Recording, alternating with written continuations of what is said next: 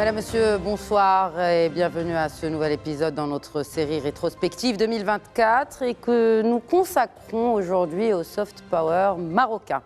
Une stratégie intégrée qui allie la diplomatie politique, culturelle, religieuse, sportive, économique et environnementale à un engagement actif dans la résolution de conflits ou encore dans la médiation sans ingérence aucune dans les affaires internes des pays. Force est d'admettre qu'en 2024, et malgré un contexte géopolitique mondial particulièrement tendu, le Royaume du Maroc continue de s'imposer sur la scène internationale grâce notamment à sa stratégie de soft power multidimensionnelle, proactive, avec une implication majeure dans les initiatives et institutions régionales et internationales. Situé au carrefour de l'Afrique, du monde arabe et de l'Europe, le Royaume exploite ses atouts géopolitiques et historiques pour asseoir son influence et promouvoir la coopération. Pensé et conduit sous la supervision personnelle de Sa Majesté le roi Mohammed VI, ce modèle confère au Royaume une place de choix sur l'échiquier mondial, tout en affirmant sa cause, ses valeurs et en défendant ses intérêts stratégiques. Et les résultats sont au rendez-vous. Et c'est ce que nous discutons ce soir en compagnie de nos invités. Avec moi en plateau, le président de l'Institut marocain d'intelligence stratégique, Abdelmalek Alaoui. Bonsoir et bienvenue à vous sur ce plateau. Bonsoir Khadija. Avec nous depuis Abu Dhabi, le président du think tank marocain Nej Maroc, expert en relations internationales, Dr Mohamed Badil Yatioui. Bonsoir et bienvenue à vous également. Bonsoir et merci pour votre invitation. Merci à vous de l'accepter. Je commencerai par vous avec un brin de pédagogie. Ce concept de soft power, tel qu'on l'entend aujourd'hui, a été développé déjà dans les années 90, on va dire à la fin de la guerre froide. Quelle évolution de ce concept depuis, Dr Yatioui? Alors, le concept tel qu'il existe et tel qu'il est connu a été développé par un professeur de sciences politiques et relations internationales américain qui s'appelle Joseph Nye. Et en fait, il a cherché à revoir ou à redéfinir les contours de la puissance. Traditionnellement, la puissance telle qu'on la connaissait, on va dire à l'époque westphalienne, donc entre 1648 jusqu'à la Seconde Guerre mondiale, pour parler très largement historiquement, c'était ce qu'on appelle aujourd'hui le hard power, la capacité de coercition d'un État à travers son armée ou bien sa puissance diplomatique, sa capacité à imposer des accords, ce qui s'est passé par exemple avec la colonisation de différentes régions du monde par les Européens. Et puis Joseph Nye s'est rendu compte évidemment qu'après la Seconde Guerre mondiale et à partir du moment où on avait un processus de mondialisation, une accélération des échanges et qu'on avait une ouverture économique globalisée, on avait aussi beaucoup plus d'interdépendance. Qu'à ce moment-là, il était beaucoup plus difficile d'imposer des décisions, mais qu'il fallait plutôt essayer de persuader, de convaincre.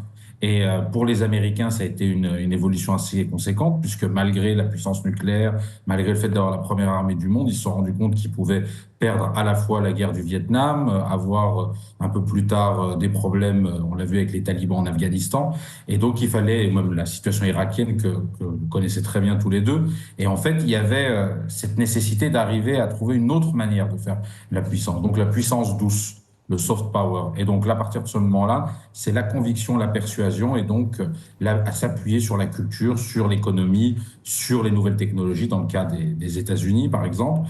Et c'est ce qu'ensuite beaucoup d'États, dont le Maroc, ont cherché à faire, chacun à leur niveau et dans leur région, on va dire, de prédilection, essayer de convaincre, de persuader et de gagner à la fois des parts de marché, mais aussi de l'influence un peu partout, par ce soft power. Et puis on voit qu'il y a un autre concept qui a émergé un peu plus tard, au début du XXIe siècle, qui est celui de smart power.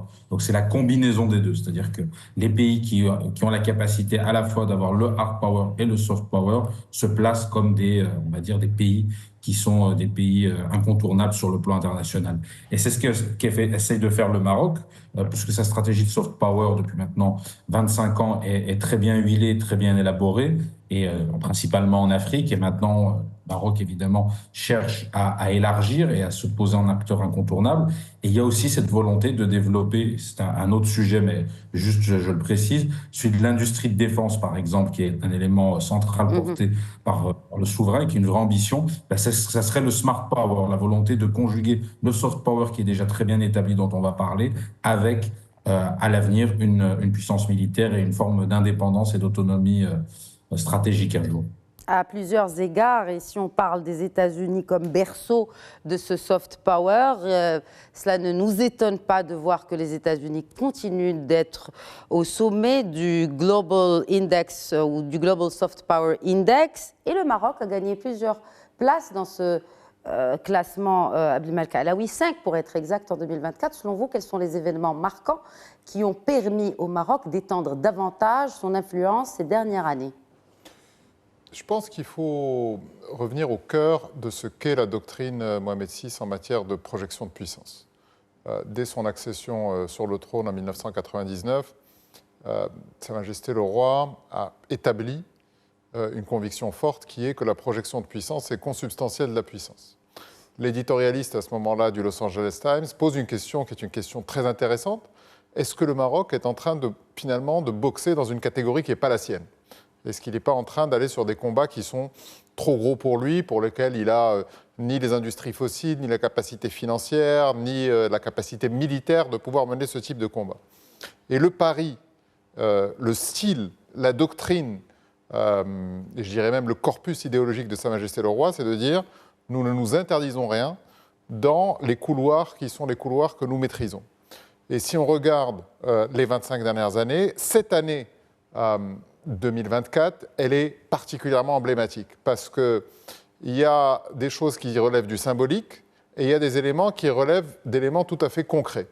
Il y a quelques jours, 4 agents de la DGSE français ont pu être libérés du Burkina Faso qui entretient désormais des relations pas bonnes avec Paris grâce à une médiation du roi du Maroc.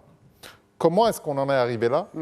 C'est grâce à cet arc de puissance qui a été développé par Sa Majesté le Roi au niveau de notre réserve stratégique dans le Sud et dans le Sahel, mais en ayant une doctrine qui est une doctrine moderne, de non-ingérence, de bilatéralisme actif sur le plan culturel, mais également d'assistance lorsqu'il y a des pays qui sont en difficulté.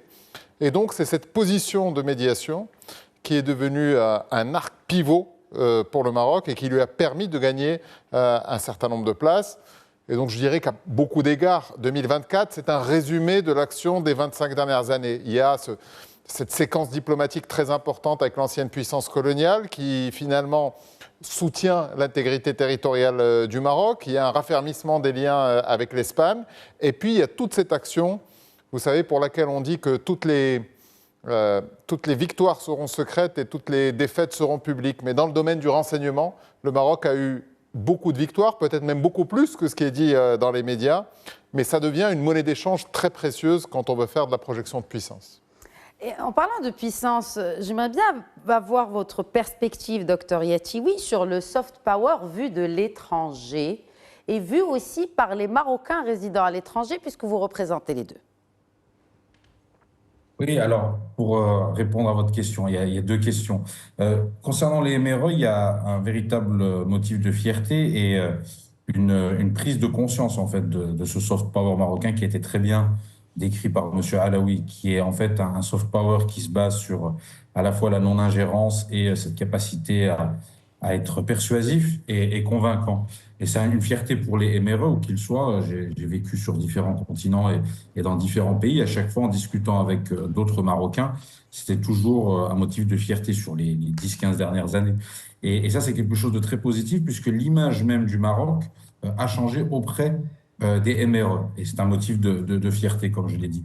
Et par rapport aux étrangers, on voit que l'image du Maroc, en fait, au fur et à mesure que les années passent, et que le temps passe, on voit que le Maroc, du fait, au-delà des classements qui valent ce qu'ils valent, mais on voit qu'il y a une vision différente du Royaume du Maroc. Et ça, c'est le leadership de Sa Majesté qui est décisif, en fait, et qui est l'élément central, et le fait d'avoir gagné en crédibilité à la fois sur la diplomatie économique, la diplomatie culturelle, la diplomatie sportive, la diplomatie religieuse. Tous ces éléments-là font que les interlocuteurs, par exemple, je prends le cas des Émirats, on voit une véritable image très, très positive du Royaume du Maroc, du fait de, à la fois sa stabilité politique, de son rayonnement régional, de sa capacité aussi d'entraînement sur certains dossiers. Donc on voit que aussi bien les MRE que les étrangers, ceux qui s'intéressent au Maroc et ceux qui ont conscience de la place du Maroc en Afrique, dans le monde arabe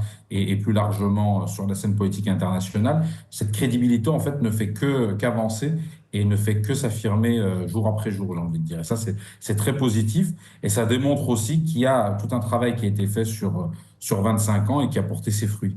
En parlant de travail, justement, parlons de la diplomatie religieuse, vous venez de l'évoquer, Sa Majesté le roi Mohammed VI étant Amir al-Mu'minin. Comment cette diplomatie religieuse a consolidé la position du Maroc, selon vous, comme promoteur de la tolérance, du dialogue interconfessionnel et d'un islam, donc on dit d'un islam du juste milieu? Alors, on a vu sur comment les dernières décennies, aussi bien après les printemps arabes en 2011 et même déjà après les attentats de 2001 aux États-Unis, qu'il y avait une nécessité d'avoir une vision internationale affirmée, claire de ce qu'était la religion au Maroc, telle que portée par Sa Majesté le roi Amir el-Mouminin, et c'était déjà le cas avec Feu Hassan II. On s'en souvient, il avait fait beaucoup pour promouvoir justement cet islam du juste milieu. Et ces éléments-là ont été mis en fait j'ai envie de dire, en musique par la diplomatie religieuse, notamment en Afrique. On a vu que beaucoup de pays d'Afrique de l'Ouest, pays du Sahel, étaient clients, j'ai envie de dire, de cette diplomatie religieuse. Il y a des imams qui viennent se former au Maroc pour sortir en fait d'une vision qui leur a été proposée ou parfois imposée, qui est une vision assez extérieure et même, j'ai envie de dire, externe à l'islam tel qu'il est porté au Maroc depuis des siècles et tel qu'il est défendu. Et puis aussi, parce qu'il y avait d'autres éléments, il y a un autre élément qui était important en Afrique et dans le monde arabe, c'est qu'on a vu aussi à travers l'Iran, l'Iran a une diplomatie religieuse et ça a créé un certain nombre de problèmes, puisque là, c'était pas des mouvements sunnites radicaux, mais c'était des mouvements chiites radicaux. Et donc, la position du Maroc est celle du juste milieu, celle qui est portée par un souverain qui est à la fois chef de l'État et qui a une légitimité religieuse certaine, font que ce modèle marocain basé à la fois sur la tolérance et sur des fondations très fortes à travers le rite malékite, on voit que ça a porté ses fruits et ça a permis au Maroc, aussi bien en Afrique, mais aussi dans sa relation, par exemple, avec les pays européens ou même occidentaux au sens large, de gagner en crédibilité, de devenir un interlocuteur et de s'affirmer comme un interlocuteur incontournable au moment de parler de formation des imams ou de promotion d'un islam qui est l'islam véritable, en fait, qui est celui qui refuse toute forme d'extrémisme. Exactement, et ce travail formidable que fait la Fondation Mohammed VI des oulémas africains. Il y a la médiation, la diplomatie de la médiation, vous l'avez évoqué tout à l'heure, Abdelmalek Alaoui.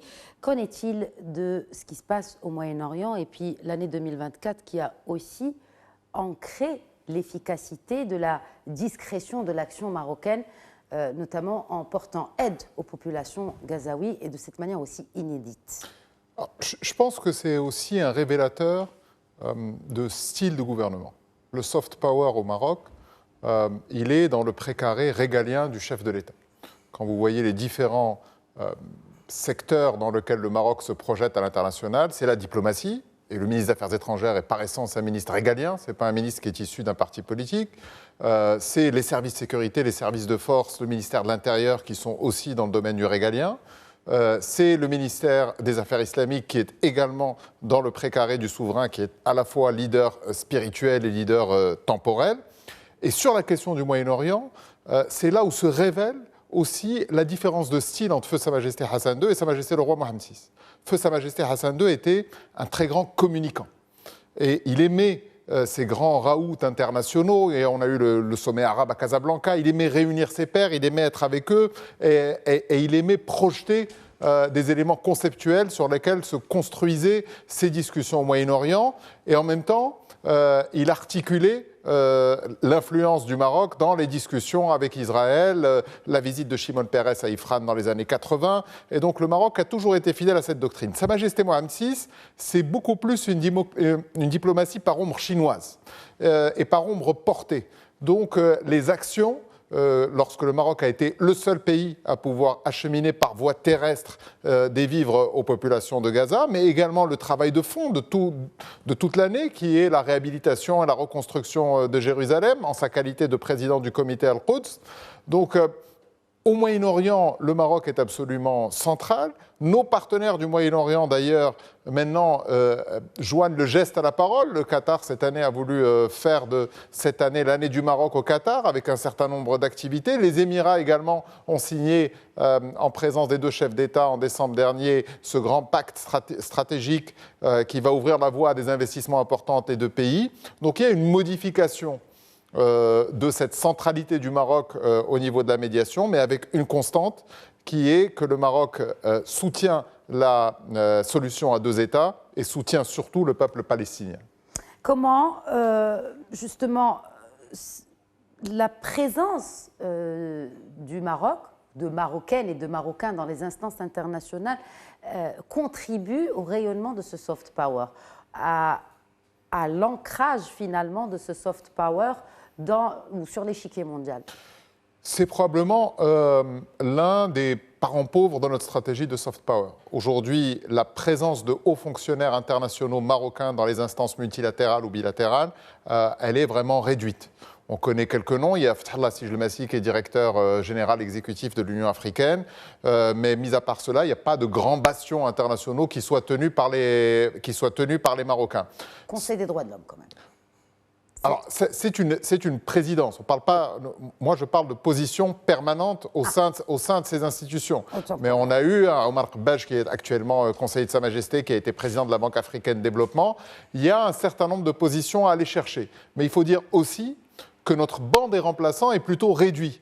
Il est difficile aujourd'hui de pouvoir trouver des profils à stature internationale pour pouvoir les soumettre lorsqu'il y a des élections dans ces grandes instances. C'est probablement ce qui nous fait perdre quelques points dans le classement global du soft power face à des concurrents comme l'Égypte, par exemple, qui a beaucoup plus de représentants dans ces instances. Passant cette fois à la diplomatie économique et l'influence à travers la puissance économique ou versus la puissance économique, ça dépend où on se situe. Je voudrais évoquer avec vous, Abdel Malek, cet extrait du discours de Sa Majesté le roi Mohammed VI à l'occasion de la fête du trône 2023. Je cite le souverain. Il concourt aussi à la promotion du label Made in Morocco et conforte le positionnement du Maroc en tant que destination majeure pour les investissements productifs. Fin de la citation royale. Alors, le Maroc constitue aujourd'hui une marque mondiale reconnue, voire même inspirante pour certains. Qu'est-ce qui la distingue, cette marque, dans le temps? Alors, lorsqu'on parle du Maroc, et vous savez, ce slogan a été très utilisé, qui est tradition et modernité. Il a été ensuite utilisé même en politique, puisqu'un parti politique est devenu authenticité et modernité. C'est cette notion de racine, de patrimoine immémoriel avec cette modernité. Au fil du temps, c'est même devenu ce concept de stabilité en mouvement qui est caractéristique du Maroc et que les investisseurs internationaux maintenant cherchent dans un monde en ébullition, imprévisible. Ils préfèrent être dans des pays comme le Maroc, dans lequel il y a la stabilité institutionnelle, macroéconomique. Ils savent où est-ce que leur argent va être placé et comment est-ce qu'il peut être placé en bon père de famille sur le long terme. Mais là, on touche du doigt à une question qui est très importante, que vous avez évoquée, qui est l'implémentation. Lorsqu'on a parlé du soft power, on a dit que c'était dans le précaré régalien. Mais il y a aussi une responsabilité qui incombe à l'exécutif, de faire vivre cette projection. Or, force est de constater que sur les 25 dernières années, 3 premiers ministres se sont succédés, puis 3 chefs du gouvernement, mais jamais on a trouvé une espèce d'osmose entre l'exécutif et le chef de l'État au niveau de la vision et au niveau du souffle pour pouvoir projeter cette marque Maroc sur des segments qui relèvent de l'exécutif, qui sont la promotion des investissements, le commerce, la participation internationale à des salons. Et en réalité, ce décalage qu'il y a entre la longueur de vue du chef de l'État et le patron de l'exécutif, qui lui est pris par les prégnances du moment, il est pris par l'inflation, par un certain nombre de sujets. Par des enjeux politiques aussi. Et par des enjeux parfois politiciens. Et de très court terme, parce qu'il y a le renouvellement de mandat, parce qu'il y a des élections qui arrivent, mais on n'a jamais réussi à trouver ce rythme-là dans lequel on a cette osmose parfaite. Dans le domaine économique, c'est particulièrement visible parce que le Maroc a réussi à augmenter énormément son soft power de manière mécanique, parce que c'est devenu aussi une zone d'établissement. C'est-à-dire que beaucoup de nos partenaires africains qui partaient avant en Europe et qui voyaient Paris comme la panacée ont commencé à s'établir au Maroc, à Casablanca, à faire du business avec le Maroc. Donc il y a eu cette fertilisation croisée. Et il y a un élément presque symbolique à cet égard. C'est qu'avant, lorsque vous aviez des VIP ou des politiques d'Afrique subsaharienne qui tombaient malades, leur réflexe, c'était d'aller partir à Paris pour se faire soigner. Depuis 15 ans, c'est le Maroc qui est devenu la destination numéro 1 parce qu'elle offre justement cette stabilité, cette sécurité. Pour ceux qui pratiquent l'islam, ça leur permet aussi de pouvoir prier et d'aller dans les mosquées quand ils sont au Maroc. Et donc, des offres de soins qui n'ont rien à envier à ce qu'ils peuvent trouver en Europe, par exemple. Je pense que ça, c'est encore un autre sujet. Mais en tout cas, pour ce segment-là, il y a une offre de soins qui est adaptée. Et puis l'État marocain aussi s'implique lorsqu'il s'agit de créer les conditions de cette diplomatie médicale qui est extrêmement importante parce que quand la diplomatie médicale est organisée au Maroc, on permet aux familles de venir aussi, on leur permet de s'établir pour des durées beaucoup plus longues et on leur permet de s'établir dans un environnement qui est un environnement familier. Et c'est ça une des clés de voûte de la réussite du Maroc en matière de projection. De projection, et puis vous venez d'évoquer un nouveau style, j'ai envie de dire, ou un nouvel aspect de la diplomatie médicale.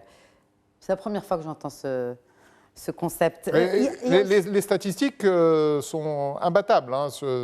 Vous avez eu Laurent Gbagbo qui est venu se faire soigner au Maroc. Le capitaine Moussa Dadis Camara, lorsqu'il a été victime d'un attentat, son premier réflexe a demandé à venir au Maroc. Ça aurait été il y a 20 ou 30 ans, il aurait demandé à ce qu'on l'envoie en France. Mais ça n'est plus le cas. Le Maroc est en train de devenir cette nouvelle puissance régionale vers laquelle se tournent tous les regards. Et elle ne saurait être sans l'aspect culturel et de patrimoine. Docteur Yatioui, comment le Maroc utilise son patrimoine riche, historiquement déjà, culturel pour renforcer son influence, pour renforcer son positionnement sur la scène internationale et bien sûr pour l'année 2024. Nous sommes dans cette émission spéciale rétrospective.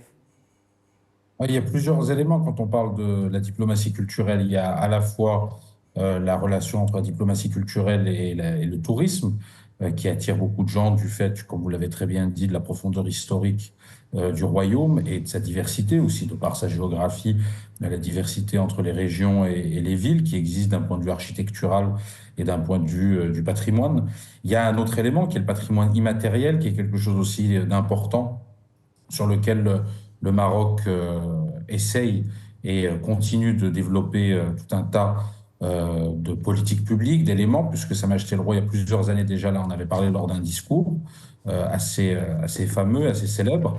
Et puis, on voit aussi qu'il y a l'élément multilatéral à travers, je pense à l'UNESCO, où le Maroc fait un travail important pour promouvoir cette diplomatie culturelle d'un point de vue multilatéral et avec tout un tas d'interlocuteurs pour continuer à démontrer tout un tas d'éléments patrimoniaux, architecturaux et autres qui font sa singularité et qui permettent justement au Royaume du Maroc d'être un pays qui est à la fois respecté, qui est parfois envié, ça c'est on va dire le revers de la médaille, mais qui est un pays en tout cas qui attire de par sa singularité.